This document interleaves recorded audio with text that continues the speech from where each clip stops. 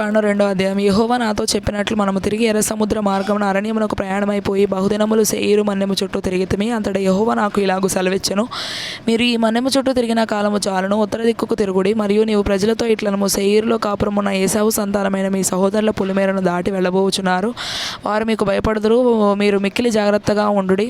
వారితో కలహపడవద్దు. ఏలయనగా ఏశావుకు స్వాస్యముగా శేయీరు మన్యము నేను ఇచ్చియున్నాను గనుక వారి భూమిలోనిది ఒక అడుగు అయినను మీకు ఇయ్యను. మీరు రోకలిచ్చి వారి యొద్ద ఆహారం కొని తినవచ్చును. రోకలిచ్చి వారి యొద్ద నీళ్లు సంపాదించుకొని త్రాగవచ్చును. నీ చేతుల పనులన్నిటిలోనూ నీ దేవుడైన యెహోవా నిన్ను ఆశీర్వదించెను. ఈ గొప్ప అరణ్యంలో నీవు ఈ 40 సంవత్సరములు సంచరించిన సంగతి ఆయన ఎరుగును. నీ దేవుడైన యెహోవా నీకు తోడై ఉన్నాడు. నీకేమీ తక్కువ కాదు. అప్పుడు శేయీరులో నివసించి ఏశావు సంతానపు వారైన మన సహోదరులను చూచి, ఏలతు, ఏసోన్ గెబెరు, అరాబా మార్గము నుండి మనము ప్రయాణము చేసితిమి. మనము తిరిగి మోయాబు అరణ్య మార్గమున ప్రయాణము చేయుచుండగా యెహోవా నాతో ఇట్లనెను, మోయాబీలను బాధింపవద్దు, వారితో యుద్ధము చేయవద్దు. లోతు సంతానమునకు 6 దేశమును స్వాస్యముగా ఇచ్చితిని. వారి భూమిలో ఏదియూ నీకు స్వాస్యముగా ఇయ్యను. పూర్వకాలమున ఏమీలను వారు 6 దేశంలో నివసించిరి. వారు అనాకీల వలె ఉన్నత దేవులు, బలవంతులైన బహుజనులు. వారును అనాకీల వలె రెఫాయీలుగా ఎంచబడిన వారు. మోయాబీలు వారికి ఏమీలని పేరు పెట్టిరి. పూర్వకాలంలో హోరీయులు శేయీరులో నివసించిరి. ఇశ్రాయేలీయులు యెహోవా తమకిచ్చిన స్వాస్యమైన దేశంలో చేసినట్లు ఏశావు సంతానపు వారు హోరీయుల దేశమును స్వాధీనపరచుకొని తమ ఎదుట నుండి వారిని నశింపజేసి వారి దేశంలో నివసించిరి. కాబట్టి మీరు లేచి జెరదీయేలు దాటుడి. దాని యెహోవా సెలవీయగా జెరదీయేలు దాటితిమి. మనము కాదేశు బర్నేయలో నుండి బయలుదేరి జెరదీయేలు దాటు వరకు, అనగా యెహోవా వారిని గూర్చి ప్రమాణము చేసినట్లు సైనికులైన ఆ మనుషుల తరము వారందరూ సేనలో ఉండకుండా నశించు వరకు మనము నడిచిన కాలం 38 సంవత్సరములు. అంతేకాదు, వారు నశించు వరకు సేన మధ్య నుండి వారిని సంహరించుటకు యెహోవా బాహు వారికి విరోధముగా నుండెను. సైనికులైన వారందరూ ప్రజల్లో నుండి లయమైపోయిన తరువాత యెహోవా నాకు ఇలాగు సెలవిచ్చెను, నేడు నీవు మోయాబునకు సరిహద్దుగానున్న 6 దేశము దాటబోచున్నావు.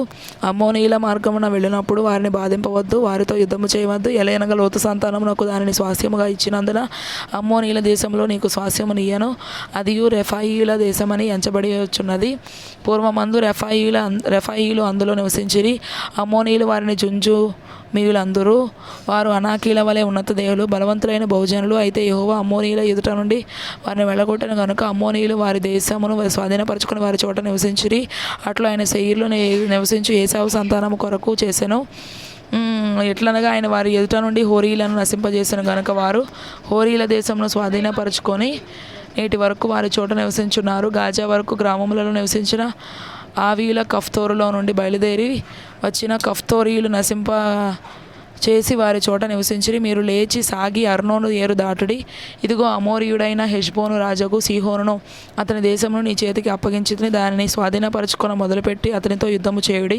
నేడు నేను నీ వలని భయము, నీ వలని బెరపు ఆకాశం క్రిందనున్న సమస్త దేశముల వారికి పుట్టింప మొదలుపెట్టుచున్నాను.